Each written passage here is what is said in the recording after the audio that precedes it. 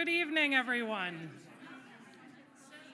Thank you so much for joining us. We are so excited to welcome you, everyone, honored guests, alumni, president, honored guests, deans, faculty, administrators, some students in the audience as well. We are so happy to welcome you to the world premiere of a powerful documentary about the Sisters of Mercy and their impact at Carlow University in their transformational mission. I'm Dr. Jennifer Roth, and I will be guiding us through tonight's journey. To get us started, I'd like to introduce you to John McDarby, if you haven't met him already, the great-great-grandnephew of the founding sister, Veronica McDarby, who traveled here all the way from Carlow, Ireland, to be here. Thank you, John.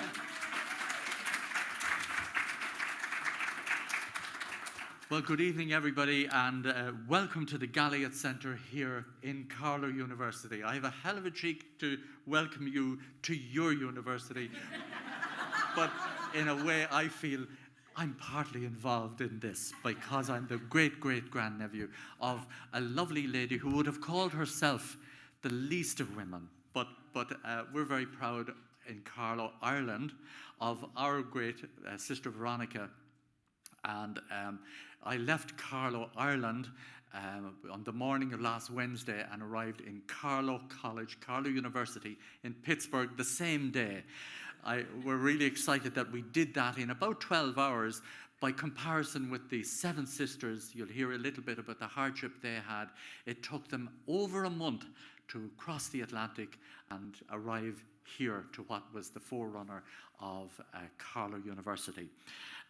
We're about to be enlightened by this wonderful, wonderful documentary, Walking into the Chaos of Others, a story that brings us back almost 200 years.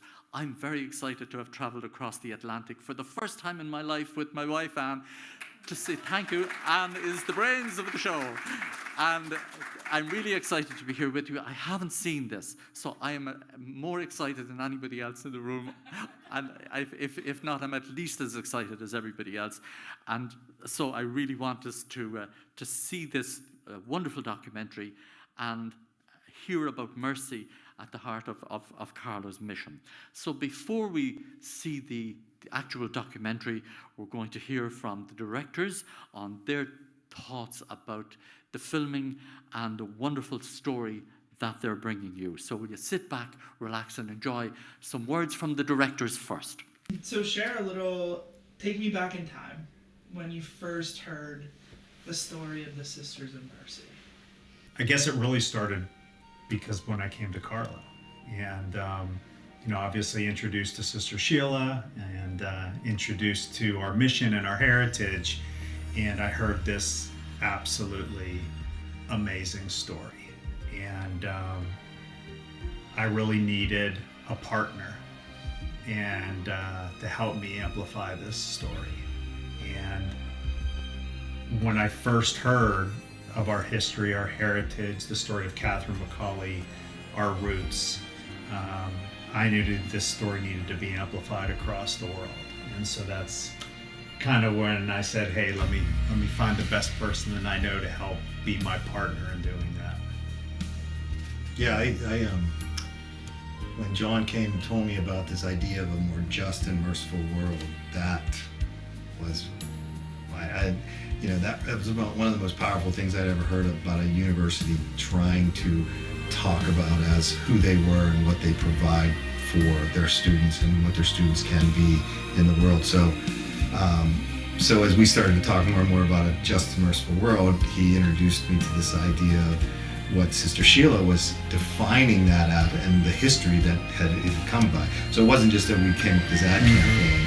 It was like there was this 150-year story that was out there that we had never really told. And so when John asked me, like, well, how would we tell this?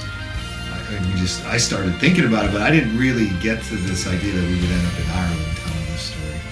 As it's unfolding before your eyes, you're feeling kind of that spiritual aspect of it. You're meeting all these amazing people who've done amazing work or are related or descendants. How did that shape the way you captured it? I mean, was it in line with kind of what you thought, or as you were there, it kind of evolved based on? I mean, I think what was amazing for me, and I think what made it easy from my perspective, is I don't think they saw themselves as amazing. I think they just said this is how we do things, and it was so organic and so natural, and they invited you in. No, I mean, our hope is you enjoy this as much as we enjoyed, walking in the footsteps of the Sister of Mercy and putting this documentary together. So we're hoping that you enjoy this as much as we did making it, and enjoy the show. Yeah.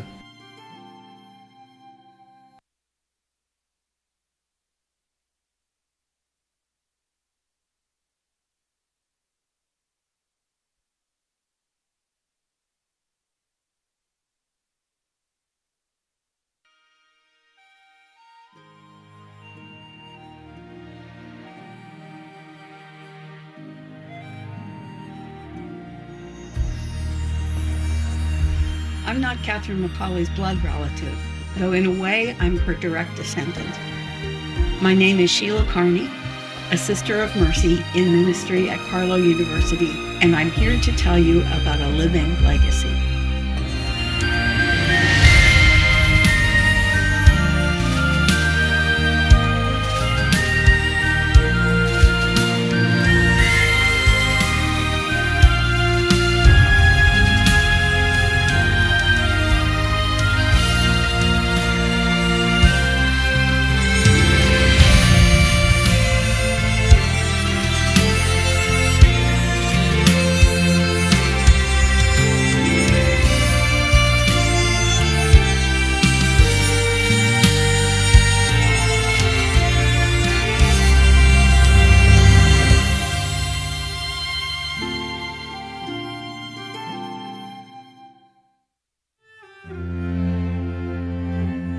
The legacy in this case suits both definitions of the word. An unexpected gift in a will led to the creation of a very unique house and a religious order unlike any that had previously existed. And it's the opening of this house in 1827 that would change the course of history for thousands upon thousands of women, and I'm lucky enough to be one of them. Catherine had no children of her own, of course, but the order she founded, the spirit of mercy that she believed in, that is alive and well. Catherine McAuley's legacy is more than just a story. It lives on at Carlow through Sister Sheila and the Sisters of Mercy on our campus, through our faculty and staff, and in so many of the students that graduate from Carlow every year, eager and ready to meet the world's next great need, to walk into the chaos of others. The story of Carlow University is over 200 years old, and it begins across the ocean in a Catholic household in Dublin with a little girl, a 5-year-old Catherine McAuley. So Dublin at that time was a city of contrasts.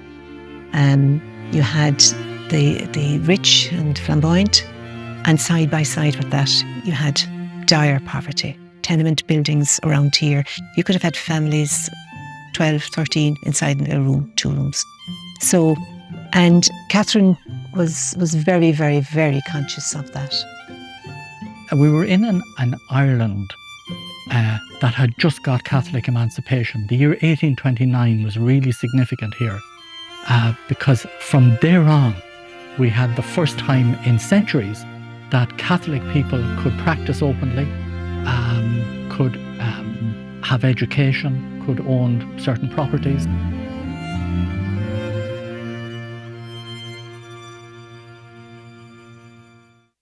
Catherine McAuley was born into a pretty affluent family, which would have been unusual for Catholics at that time, because Ireland was just emerging from the penal laws. But her father was a professional man. Catherine was his oldest child, and they had a very special bond. In her youngest days, she accompanied him when he would take food to families living in poverty. She was very influenced by her dad. And she was quite young when he passed, when he died. but he just left an amazing mark on her, and was really around caring for the underprivileged. She learned from her father two important things. One was a deep spiritual belief, and the other was a great heart for people living in poverty, especially children. Those two things ruled the rest of her life. Catherine's parents had a 30-year age difference, and her mother's worldview was pretty different from her father's. They lived in the era of Jane Austen, Pride and Prejudice, Sense and Sensibility. For us, it would be Bridgerton. Everything depends on who invites you for tea and who would call on you. And that's the world her mother wanted to be in. So in her efforts to enter into that world, she went pretty quickly through the money that had been left to her by James McAuley. Eventually, the family had to sell the home they lived in. They moved into the city of Dublin, moved from one smaller residence to another, until finally the family split up. Catherine's siblings went to live with one set of relatives. She and her mother went to live with her mother's brother, and 2 years later, her mother died. At that point, Catherine joined her siblings in the Armstrong household, and it was through the Armstrongs that she became acquainted with William and Catherine Callahan. The Callahans had been many years in India. They came back to Ireland because Mrs. Callahan was ill. They had no children, and they were looking for a young woman to be a companion to her. Edward Armstrong introduced Catherine to them, and they found her to be a very amiable young woman, and they invited her to live with them. So in the early years, she was a companion to Catherine Callahan, assisting her with the running of the household. Gradually, Mrs. Callahan became more ill, and Catherine became a home health nurse to her. William Callahan was an apothecary with a specialty in herbal medicine, and he taught her to concoct little remedies that would ease his wife's symptoms. So she was also a little bit of a pharmacologist, a little bit of nursing, a little bit of pharmacology. Mrs. Callahan eventually died, and Mr. Callahan was also aging at this point and putting his affairs in order. So he asked her one day, "What would you do if I left you a little bit of money?" And her answer was, "I would buy a small house and I would take in women like myself." What she meant by that was women with no permanent homes, women without marketable skills, women without much of an education. And her goal at this point was to help women to become self-sufficient and self-determining. The primary heirs of the Callahans were Mrs. Callahan's niece and her husband. They knew they were the heirs, and they were pretty happy about it. And they used to talk about what they were going to do when Mr. Callahan died. And one of their initial intentions was to invite Catherine McAuley to leave, because they felt she already had too much influence in the household. They weren't very prudent about these conversations, and one day Mr. Callahan overheard them. He was furious. He sent for his attorney and he changed his will. So, in one of those classic wouldn't you like to be a fly on the wall scenarios, at the reading of the will, there were 3 very astonished people. The niece and nephew, who were virtually disinherited, and Catherine McAuley, now in her 40s, having since she was a very young child always been dependent on others for her housing, her clothing, her food, now owned a Georgian mansion, a 22-acre estate, and somewhere between $3 and $6 million. So Catherine could have done anything. I mean, she obviously had a great personality. She was, well fixed, as they say. She was well fixed with the society, and yet she wanted to do something to make a difference and to respond to the critical needs of her time. And so, Catherine McAuley opens the house on Beckett Street. Now, when the doors of this house were opened, as I say, in 1827, it was not a convent. She hadn't intended in setting a convent, in establishing a convent, or she hadn't intended in becoming a sister. But I suppose it was the pressures of life led to that. And actually, she never intended to found a community of religious women. Her initial intention was to assemble a corps of Catholic social workers. The neighbors weren't amused. This was a pretty high-class Georgian neighborhood, and her intention was to invite into it people living in poverty. She wanted to connect people with needs to people with resources, and it didn't work out exactly as she intended. Occasionally, she would send letters to people in the neighborhood asking if they would support her ministry, and little children who were in school with her delivered the letters. Some of them came back addressed to C. McAuley, Esquire. And in that time, Esquire meant someone who would have been expected to be able to sustain themselves. So the message was, you had enough money to build that house. You've got enough money to take care of this too. Don't be bothering us. So she got going, and and this is where, and it wasn't easy. So many people called it Kitty's folly. That what is she doing? What is she doing with investing all this money into this building? Gradually, other young women in Dublin discovered what she was doing here. This became a refuge for women who were living in threatening situations. For young women, young girls who came to Dublin looking for work, it was a place where they could stay. And Catherine ran a little employment agency. Because of her experience in the Callahan household, she knew how to train young women for a life of domestic service. People sought Miss McAuley's girls because they were so well trained. The first classroom opened on the 24th September 1827. And Catherine, she trained herself. She went to France to train in education, the best methods of education. And she wanted the best for people. She wanted the best for those needy people. Catherine's goal at this time was to help women to become self-determining. So for instance, when she had been at Coolock, she noticed that there were a lot of young girls there who had no education, no means of supporting themselves. And she taught these young girls needlework so that they'd have a skill. And then she opened a little boutique in the center of the city so that they could sell their wares and have the pride of that accomplishment and a little bit of income. One day the bishop came and said, people are telling me that you founded a religious community behind my back. Because if it looks like a nun and then it prays like a nun, what is it? But that was never her intention. So under discernment, with her companions and with the support of the bishop, Catherine found the first non-cloistered order. It was a brand new kind of religious community, where instead of just responding to the needs of the world by praying for them, they took action, ministering to the sick in the hospitals, setting up schools, educating the poor, creating training programs for women to give them marketable skills so they could have more choices. A lot like what we continue to do today at Carlow University.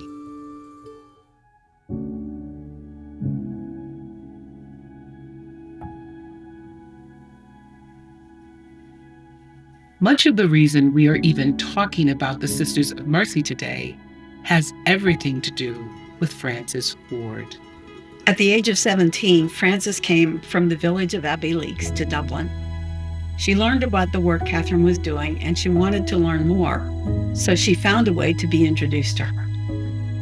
Despite their differences in age and personality, Catherine and Frances quickly became very close, and by 1828, Frances was working daily at Catherine's side. During the lifetime of Catherine McAuley, Frances was the only other Sister of Mercy to establish new foundations. In the decades that followed, she would go on to found more convents than the founder of the Sisters of Mercy herself, including those outside of Ireland. And all the places that the sisters went from after here, Naas and Wexford and Westport, and Tuam, New Zealand, again Pittsburgh, Sligo, Ballinrobe, Australia, Ballina, Enniskillen, Chicago, Swinford. So look, we're talking hundreds of convents, and we're talking up to 3,000 sisters. And that's before we get to 1866. She was an assertive woman. We like to call her mercifully assertive. So bishops didn't necessarily like working with her. They respected what she did, but they found it difficult because she wasn't submissive. When she died, though, they carried her coffin. For the bishops, that was their act of respect and their acknowledgement of what she had done. She spread mercy from the Passamaquoddy Indian Reservation in Maine to Grass Valley, California. She was everywhere.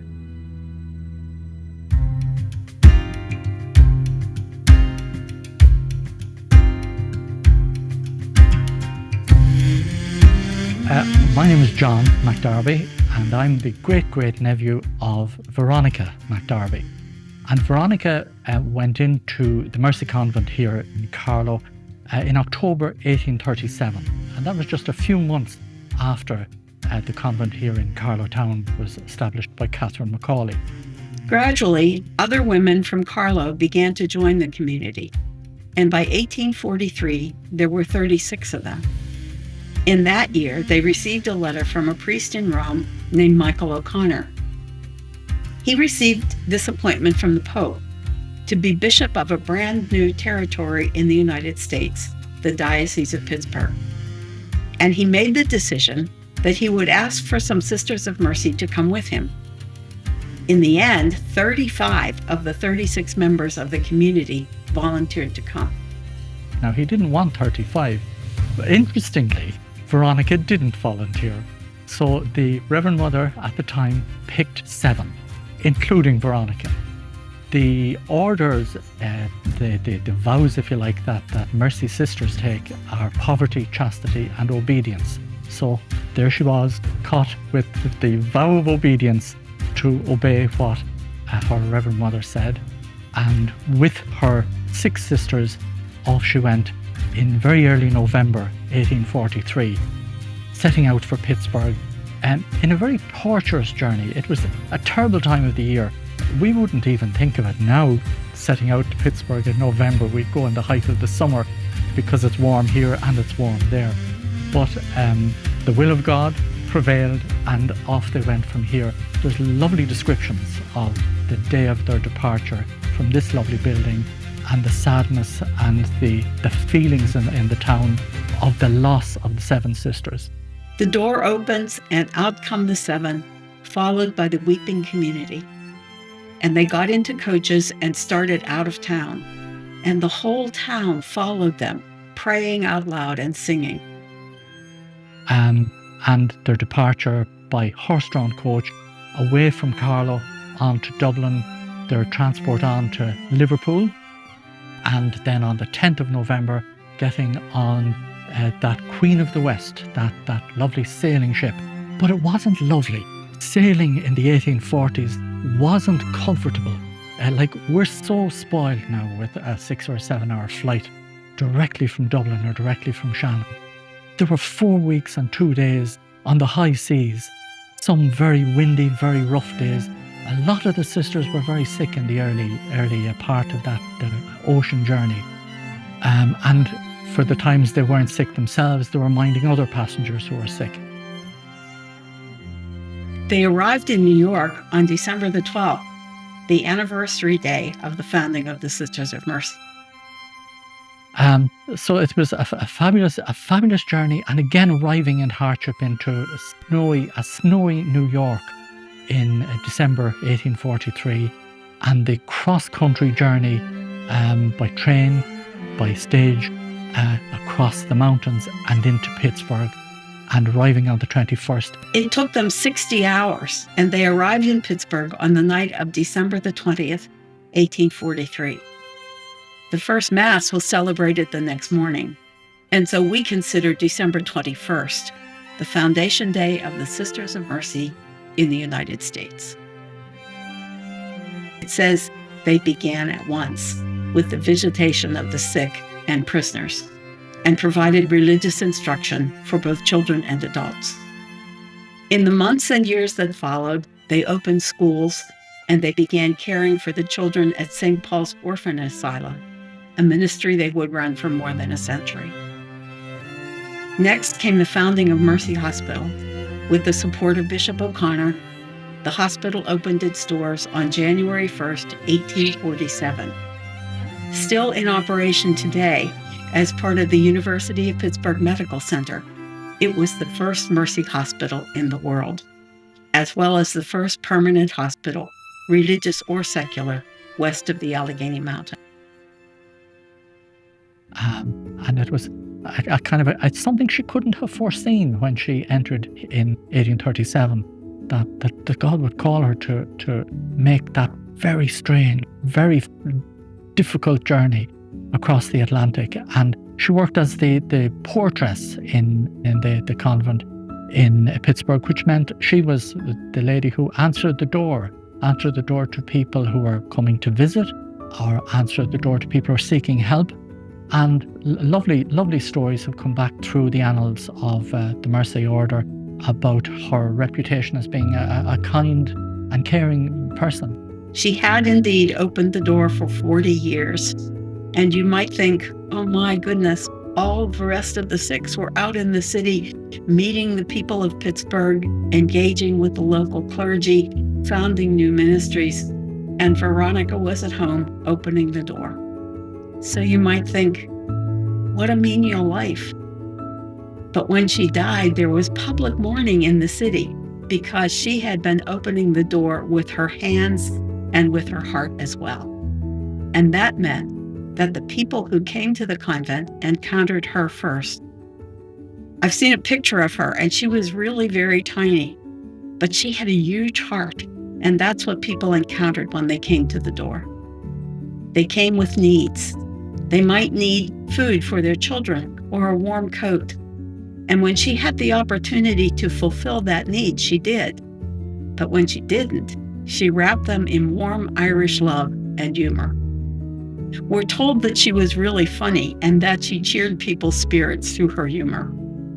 She was responsible for overseeing the young girls who worked in the convent, and they reported receiving from her a mother's love.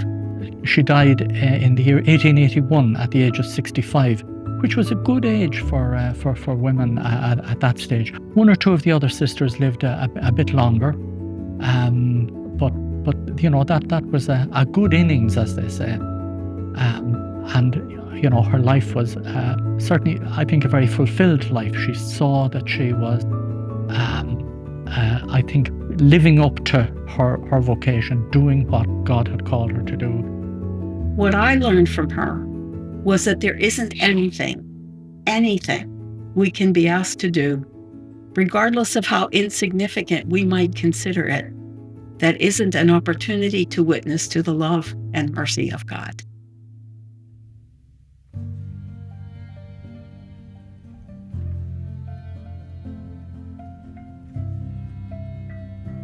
One of the most remarkable things about the Sisters of Mercy is this spirit of always looking for the next great need.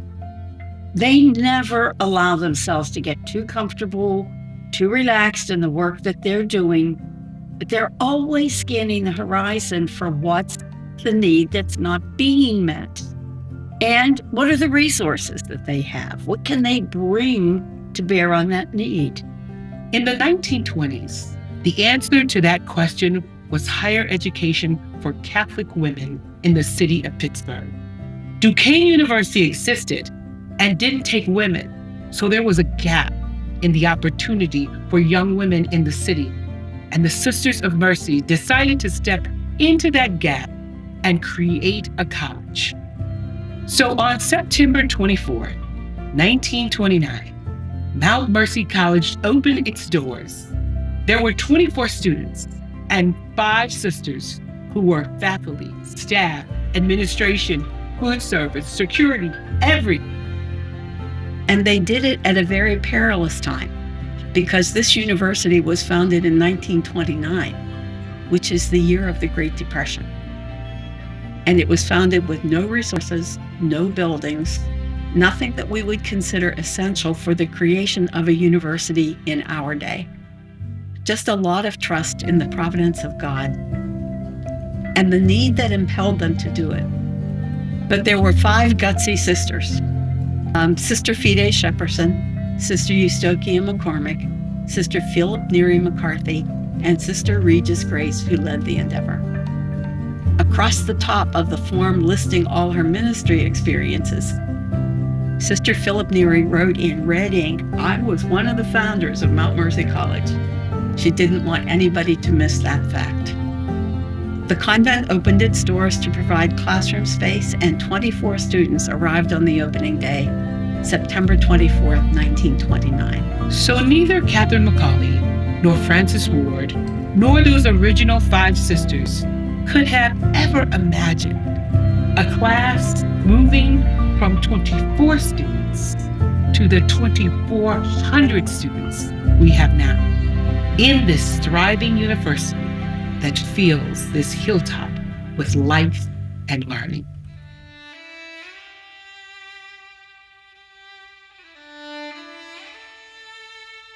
It's a beautiful charism, and I because some people ask me, why did you enter Mercy? Why didn't you go to some other order? And it was the charism that attracted me, so I think and it's really being on the ground with people, and it's really, I suppose, looking at the critical issues of our time and responding. And I think we don't have to go far to see what we have many critical issues in our world today. Why Mercy for me? Well, I came to Carlow University to start the Office for Mercy Heritage, but Mercy has been part of my life since I was a little girl, Catherine's age.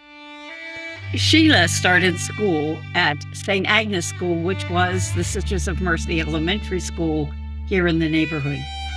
She's 4 years younger than I am, and for the most part, we grew up very close to Carlow University. But while we were still pretty young, we did have to move because our mother had a serious heart condition and we needed a house with everything on a single level. So we moved out to the South Hills. And when I was in 7th grade and it came time for me to go to high school, I wanted desperately to go to Mount Mercy because our mother and our aunts and other women in the family had gone there. But I would need to get a scholarship so that we could afford it. And on the day of the scholarship exam, I was sick in bed. So I didn't get to take the exam. So, a bit disappointed, I went to St. Francis Academy, but here I am now, a sister of St. Francis. And so Sheila, who at one time also wanted to be a sister of St. Francis from the new grade school we attended, St. Gabriel's, well, you know the rest of the story. Every day in 8th grade, I went to Mass and I prayed for a scholarship to St. Francis Academy. And I got a scholarship to Mount Mercy. And so it was fated. In the days when there were a lot of Catholic girls' high schools in Pittsburgh, the most common thing was for a girl to enter the community that taught her in high school, because strong relationships grew during those years. So that's how I ended up as a Sister of Mercy. It was a little bit of a fuss. The Franciscans were mad at me. The Mercies had been mad at my sister for becoming a Franciscan. And now the Franciscans were mad at me. I have quite a bit of contact with Sheila, but she's amazing. And I just in awe of her energy and her commitment. And I don't think there's anything she doesn't know about Catherine McAuley, and it's her life. It's her life, and I just feel that anyone who meets her, she's a lovely presence.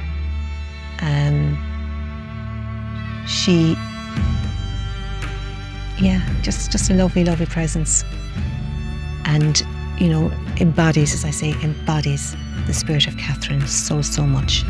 One of the things that excites me about Catherine McAuley is these ways in which she sort of broke the mold of the way religious did work. They were called the walking nuns because they would literally go out into the homes of the poor, unheard of, What we know and how we live in the spirit of Catherine is because we have studied her and used all the resources about her that are at our disposal to take on her spirit. And it's those same resources that we're offering to people today so that they have the same kind of knowing of Catherine and her ways in the world that we have developed over the years. Right.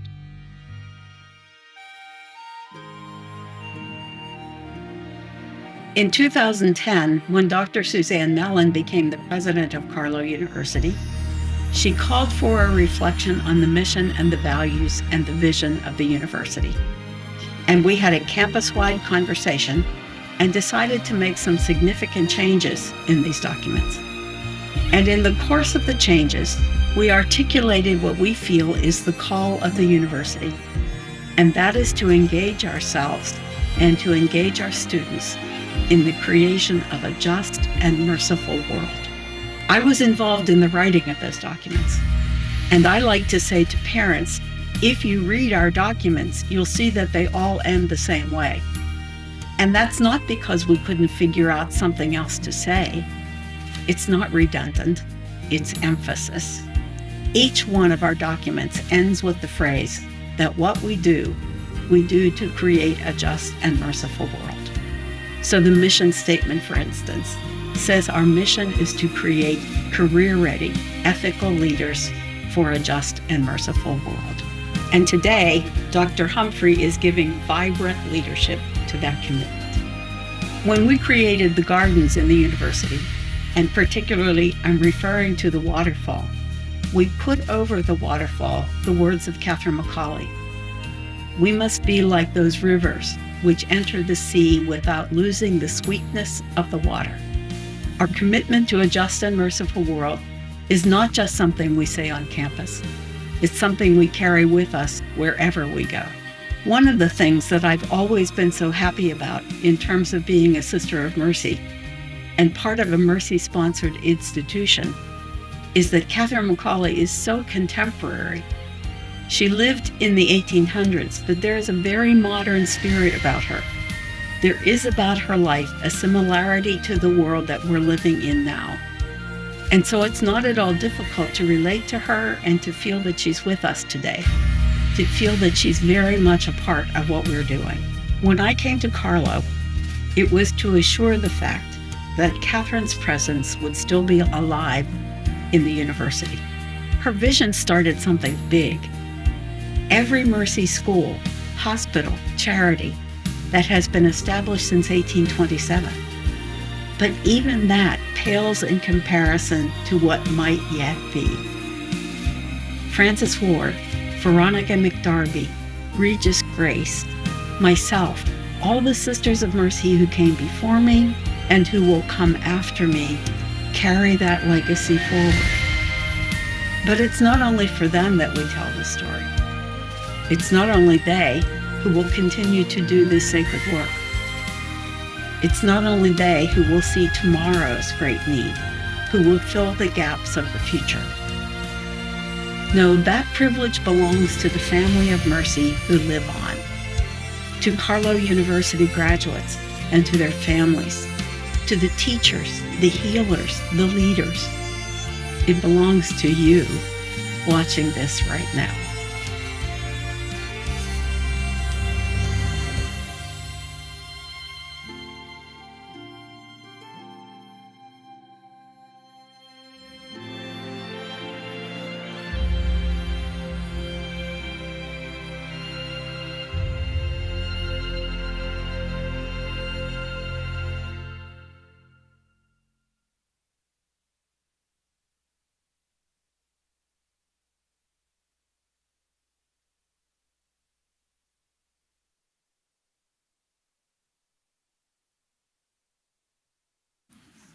Wow.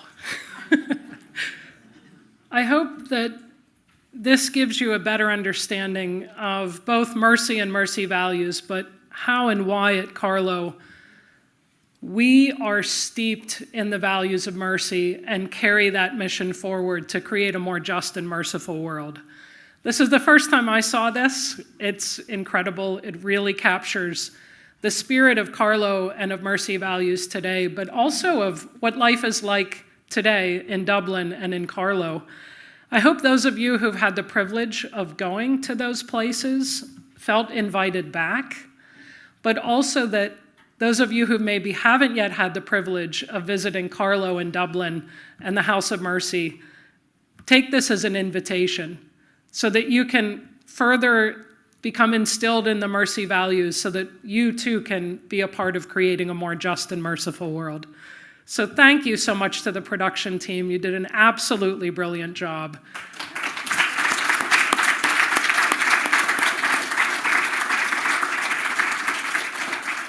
It was really fun to spend a week with the production team in Ireland this summer, for better or worse, for all the ups and downs and all the good times we had, and you turned it into an amazing product.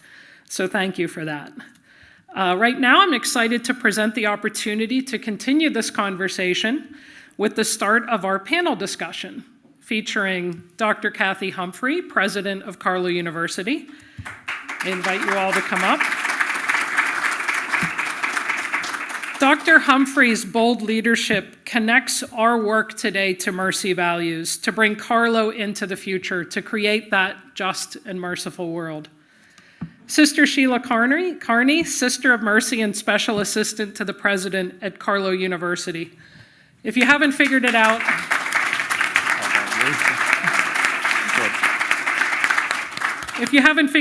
from the film, Sister Sheila is quite a gem. She's our resident historian on Catherine McAuley and our own best inspiration to infuse our work with Mercy Values today and going into the future. I also welcome up Mr. McDarby, who lives and breathes Irish charm and warmth and charism. If you haven't yet been to Ireland, spend 2 minutes with John, and you'll start planning your next trip to Carlow, Ireland, to spend time with the wonderful Irish people. So thank you all.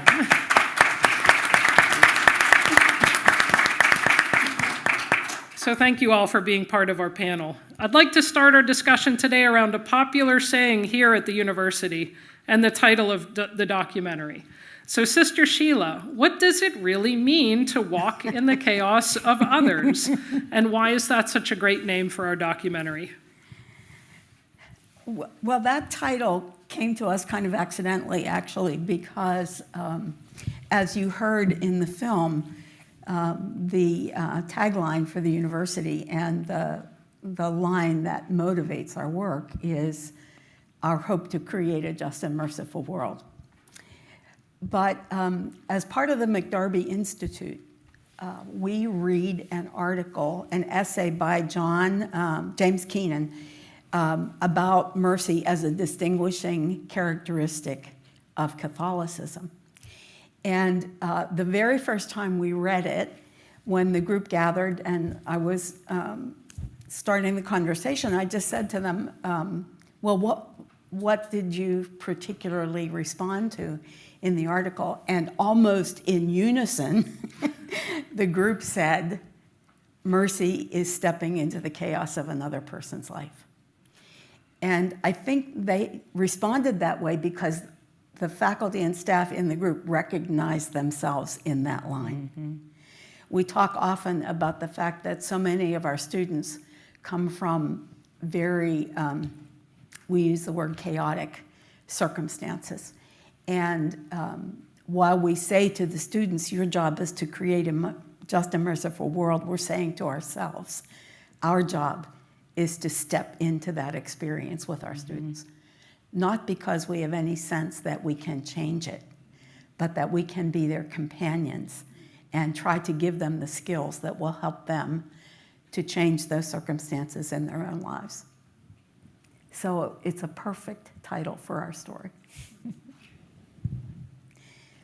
John, we are delighted to have you and Anne with us, having come all this way to celebrate this, this premiere with us.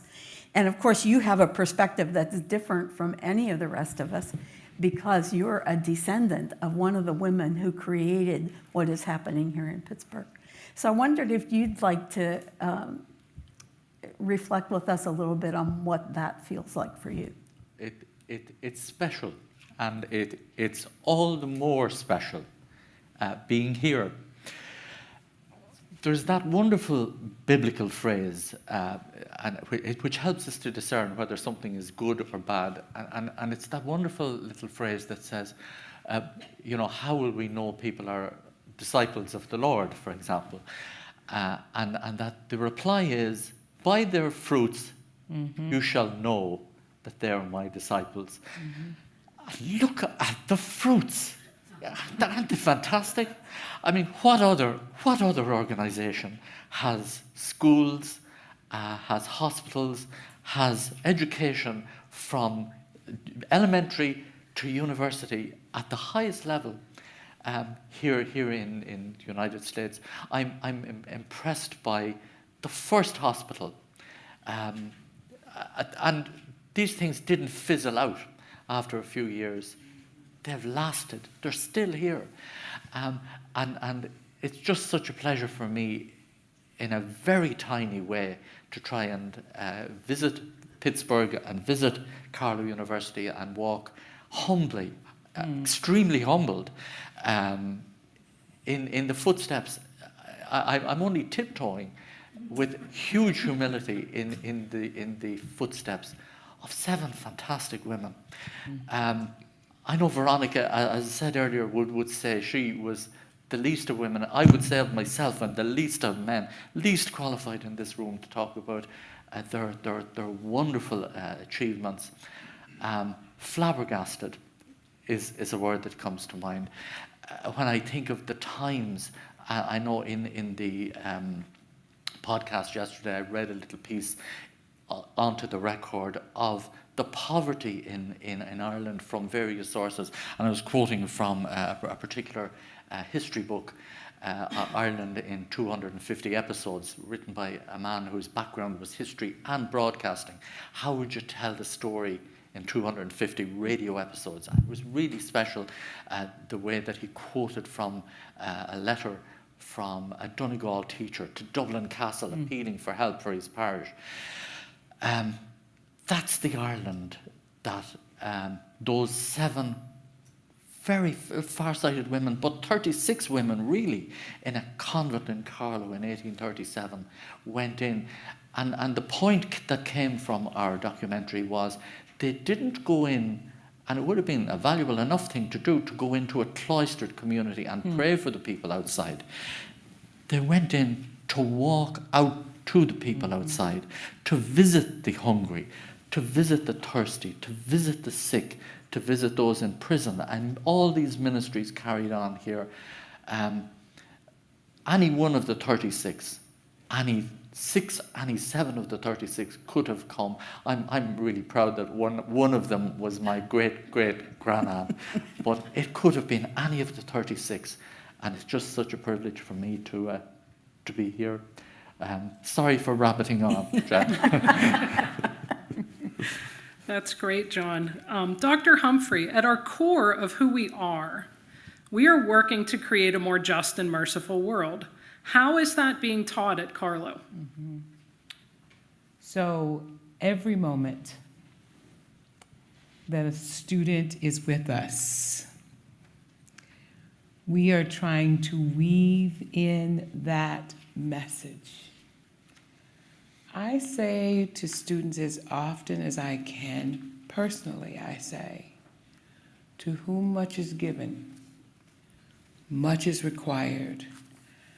I say that to them their very first day on campus. And then our faculty pick up that message in other ways, and they relay it. And they hear these messages over and over and over again. We somewhat try to sew it into them, sometimes without them even knowing that we are sewing inside of them. And here's how we know it's happening. We've gone through several different accreditations in the last year. many, from nursing to School of Education to the Conference of Mercy in Higher Education. We've gone through all of these reviews of outsiders.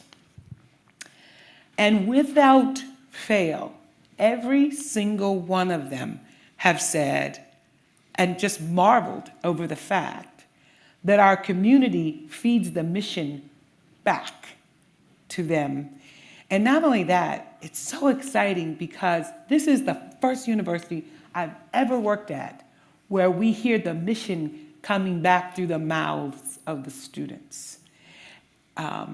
Oftentimes, I like to tell the story about the difference between a Carlow nurse and a non-Carlow nurse is our mission. And if you talk to people in the hospital, they will tell you, I just heard this just yesterday again, that there is a difference in a Carlow nurse, and that difference is our mercy mission. That we are not just teaching skills here, we are teaching compassion. We are exposing students to understand that it's not just, this education is not just for you.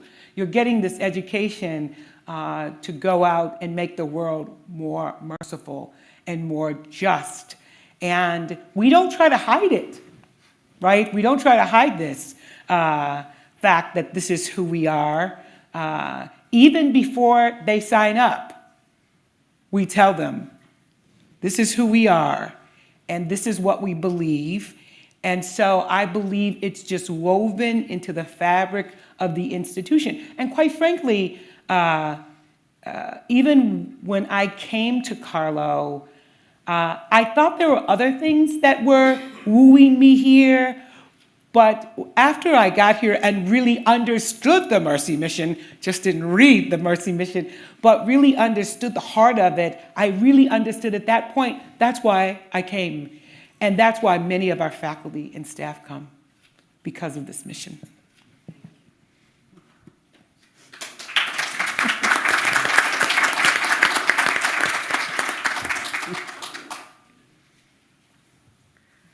All right, well, this has been a wonderfully engaging discussion. And at this point, I would like to invite any questions from the audience for our panelists.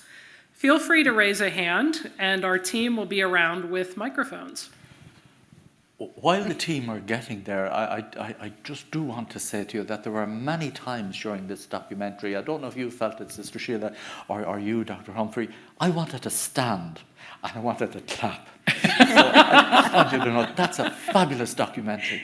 That documentary should be on public television. Yes. I love it. And it should. Well maybe we could make some money off it. Well, why not?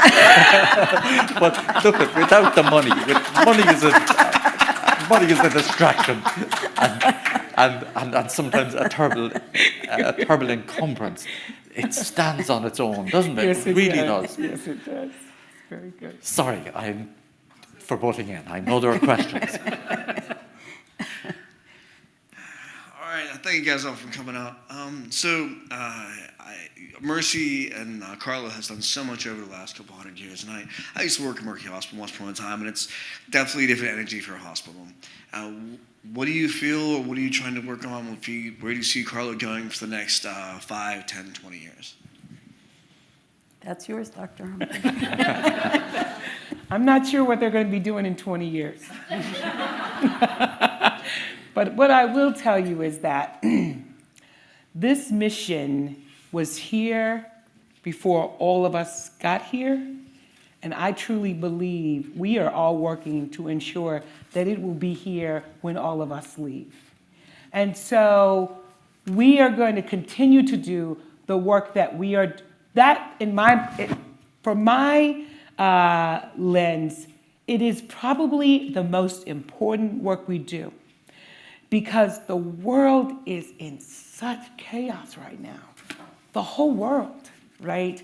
And to prepare students, younger and older students, to give them the tools to go out with the heart to make the world better, I think is what we will continue to do whoever is here, because it's so woven into the institution. So I believe that. Now, if you want to talk about tactically what we're going to do, we're going to keep on providing opportunities to those who otherwise wouldn't have opportunities, just like the sisters did when they came. We are doing that today. 44% of our students are Pell eligible. That means they're economically challenged. We're still doing that work today. We are making sure that people who some institutions may not accept, we accept today, just like those sisters did at that point when they came over. We'll continue to do that work. It's very hard work, but it's very important work. And that's worth our lives to do. And that's what I believe will be happening in the next 5 years, in the next 10 years, and truthfully, I believe it'll be happening in the next 20 years.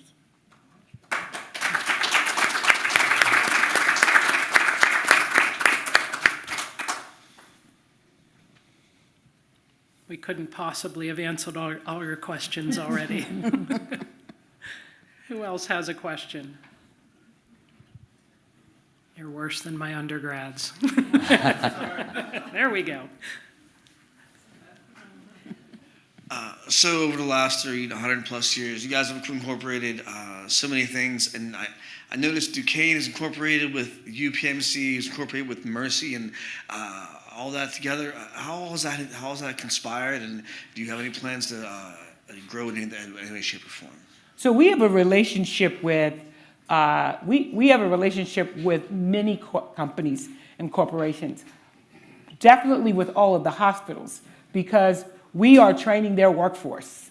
And so we have a natural relationship with those entities. We have a lot of natural relationship with nonprofit organizations as well, because we are also a part of their educational systems as well. So we are very connected because that's another attribute of Carlow. That Carlow has always been connected to the community. It's always been trying to meet that next great need of the community, and that's what we continue to do, and that's what makes us connected. And we're also connected to all the universities.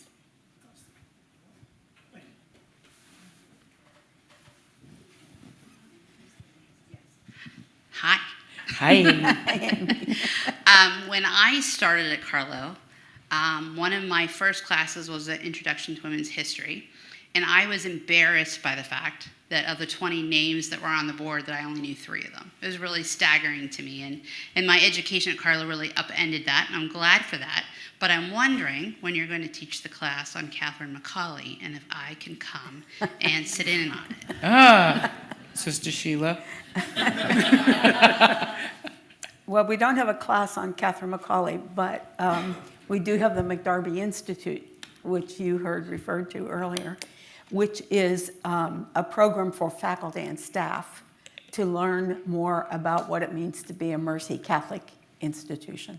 So that's really the moment in our life here when we gather around readings and share with one another the perspectives that we have on the readings that we do and how that applies to our life at the university.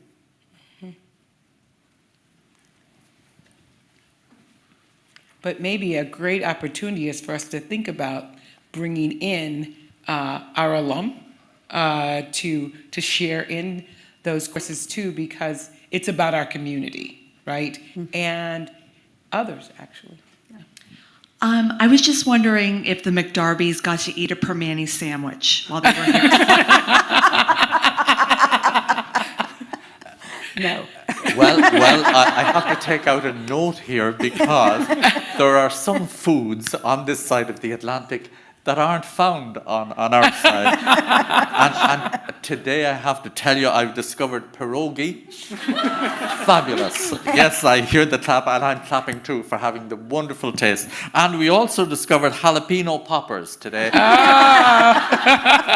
which are not on our side of the Atlantic. So if you're looking for a financial opportunity, you could export those to Ireland. There must be a structure for food export that would get you back a return for Carlow University. So we certainly got to eat lovely corned beef sandwiches and that, but pierogi and jalapeno poppers, get the vote. I want to go back to Amy's question for a minute and add to it the fact that while at Carlow, for instance, there's one Sister of Mercy, all over the world, Mercy institutions are finding that they have either none or very few sisters. And they have been feeding back to the international Mercy family the sense they have of the responsibility to carry on the Mercy mission and the feeling that they are not ready for it. So at the international level, we're addressing that. And there will be a lot of materials available and all kinds of things, webinars, podcasts such as John did today, written materials, films that will provide educational opportunities for people all across the Mercy world.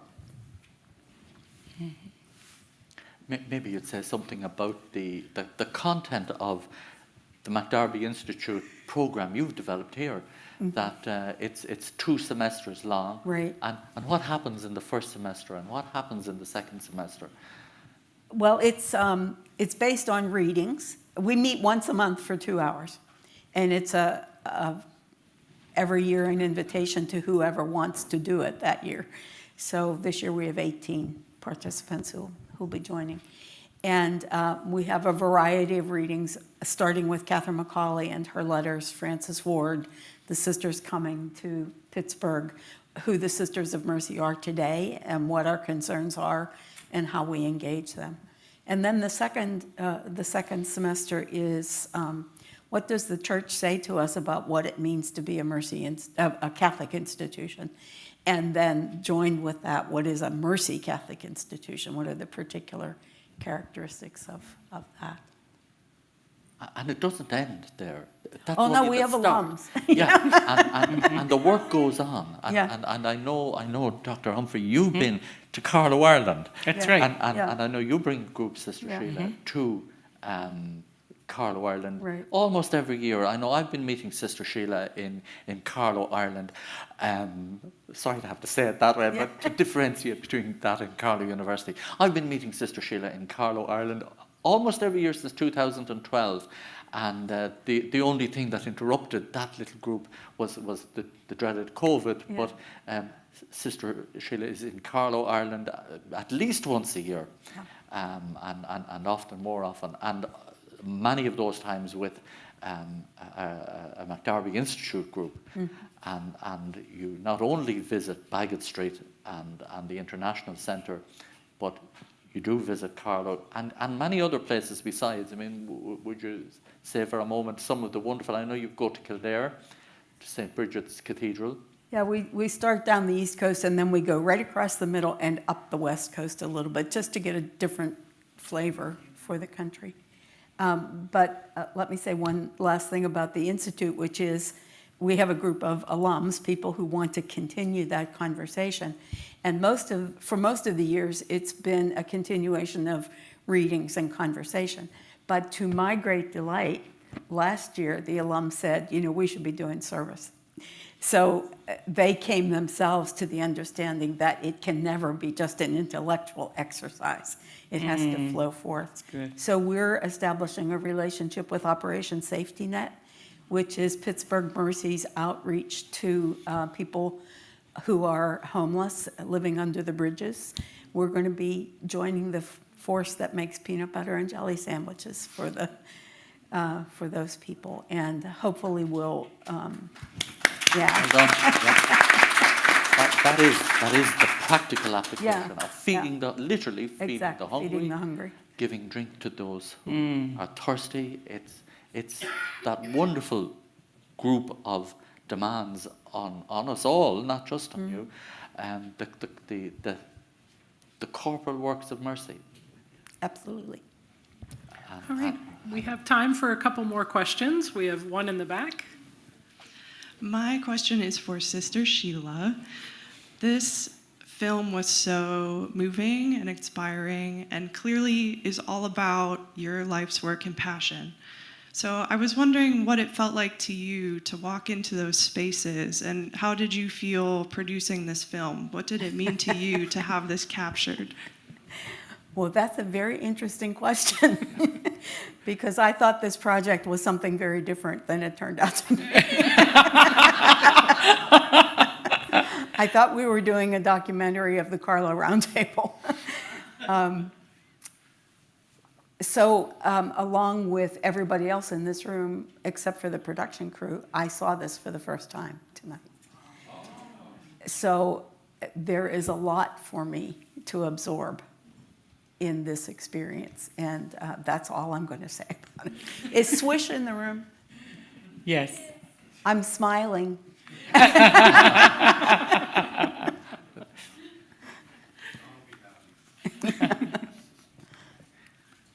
All right, do we have a, okay, great. There's a hand here. There's a Yes. mic coming up behind you. Thanks. Many years ago, I read an article about a guy who was described as the mayor of Silicon Valley and who created the culture at Silicon Valley, and his name escapes me. But the author was Tom Wolfe, and he's talking about the guy who was one of the 7 founders of Fairchild Semiconductor and one of the 3 founders of Intel.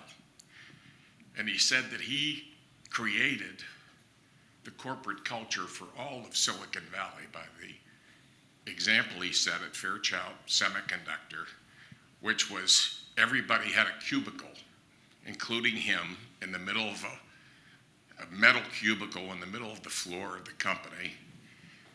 They met at lunchtime with sandwiches that were brought in from a caterer. You parked where you found a parking space when you arrived. There was no big privilege from hierarchy in the company. And Wolfe tried to explain how this happened. And his explanation was that he grew up in a small town in Iowa that was founded by the founder of the Congregational religion. And the Congregational religion was one in which the pastor doesn't even have a supervisory position. He's a facilitator. And so that everybody is on an equal level. And that's how Fairchild Semiconductor grew up, and that spread throughout Silicon Valley. And all those people out in Silicon Valley weren't bothered by the prerequisites of mahogany offices and special things. Many years ago, Sheila invited me to a foundation banquet, a large banquet to raise money for Mercy Hospital. And the thing that came across from just about everybody who spoke at that banquet had to do with the fact that people were welcome at Mercy Hospital, including people who were bringing in injured people in helicopters, and they were coming to Mercy in emergency situations because they might not have gotten the same kind of welcome or cooperation at any other hospital in this area. And these are people unconnected to the Mercy family who were giving these speeches at that banquet. And they were describing a culture and an attitude of a more just and a more merciful world. Now, what you are trying to do, and what you are obviously succeeding at doing, is something that you'll never be able to measure objectively. But your students, on a daily basis, 30 years from now, may be making decisions that go in the right way instead of a different way because of what you are inculcating in them every day here. So congratulations on that work.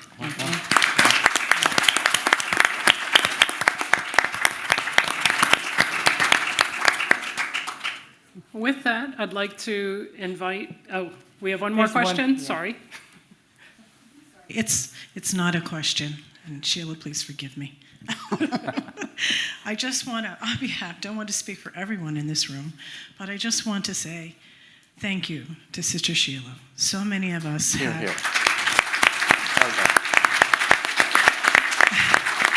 as alums, as teachers, as people who support the university, you have told the story. You filled in the story for all of us. We were drawn here for some reason, probably we weren't quite sure, but you've told the story so beautifully, and I will treasure this video because I love to hear you tell the story.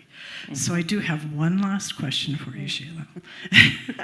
When we were in Ireland together, and we were at St. Leo's, and Sister standing in the room where the father, what is his name now, Bishop O'Connor came to ask them to go to Ireland with him. And Sister Elizabeth told the story to us so beautifully, and it's so sweet. But maybe you could share with everyone why there were 35 sisters who wanted to come to Pittsburgh so badly.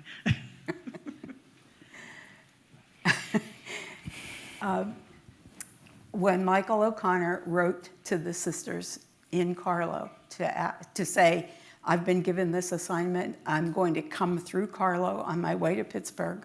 I hope that some of you will come with me. It's actually a sister named Sister Nessa who told this story. And I will attempt the accent. She says, they didn't think a thing of it. But then he came, and he was very handsome.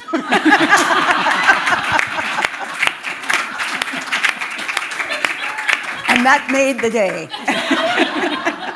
That's good. And he was a Cork man. He was yes, he was. Even though he was the Bishop of Pittsburgh, he was from Cork in Ireland. And those guys are pretty special as well. So there you are. You've got to visit Cork. All right, well, with that, I'm inviting President Humphrey back up to give some closing remarks. Thank you. Well, I could not be more proud of that video, to say that it is created here and created to tell the Mercy story. So would you help me thank Storyhouse, the producers of that document, for me? And I know that you guys don't like for me to give any light to you, but with the marketing communication team and Storyhouse, just stand and wave your hand and let us thank you for that incredible work. Thank you. Let's stand and clap for them. Well done. So I want to thank all of you who are in attendance tonight. I want to thank the advancement team for the entire weekend. I know you all must be tired, so thank you for your labor and making this evening happening and giving us a unique homecoming weekend. And I want to thank all of the alum in the room. Thank you for coming home, and I hope that you have enjoyed the festivities of the weekend. I would also like to thank the panelists and Dr. Roth for working with us today to bring this message to you. They did a fabulous job, wouldn't you say?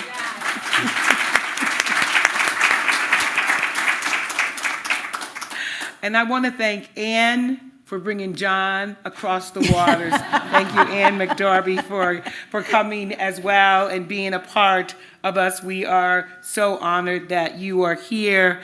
I also want to thank Sister Patricia O'Donovan, of course, Sister Sheila, and Sister Margaret, who is Sister Sheila's sister, who is on the screen, who should have been a Sister of Mercy, right? But I want to thank both of them for that. And the last gentleman that spoke is Sister Sheila's brother. So he's just a part of us too, right? And so I really want to say thank you to everyone for coming tonight. I hope you enjoyed the evening. I certainly did. Lastly, somebody kind of almost beat me to this punch a bit. But, I have to tell you, Sister Sheila said to you a little bit earlier that there are many mercy institutions that have no Sisters of Mercy that work with them, none. And I have to tell you, the impact of having Sister Sheila with us is great. We rely on her guidance. There are many times that we are in the room and I just look her way, like, is that right? Sister Sheila? There are times when I will never forget the time something happened on campus and I thought, oh, Lord, we're going to have to call the bishop. And I was hoping Sister Sheila would say, nah, you don't have to call him. But she said, yep, you need to call him. So when you hear her refer to herself as an advisor to me, she very well is an advisor to me. But I have to tell you, she's an advisor to this entire campus. She is a part of the foundation. She keeps us true to that mission. Her presence in the room is important to me, so much so that I don't ever plan on her retiring.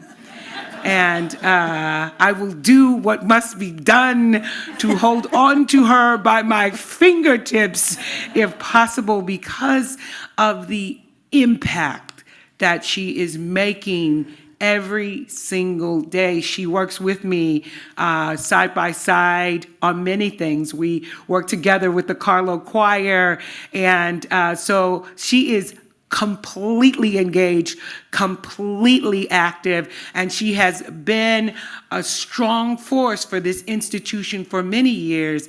And I wondered if you would just help me tonight by giving her a standing ovation and thanking her for what she's done for Carlow.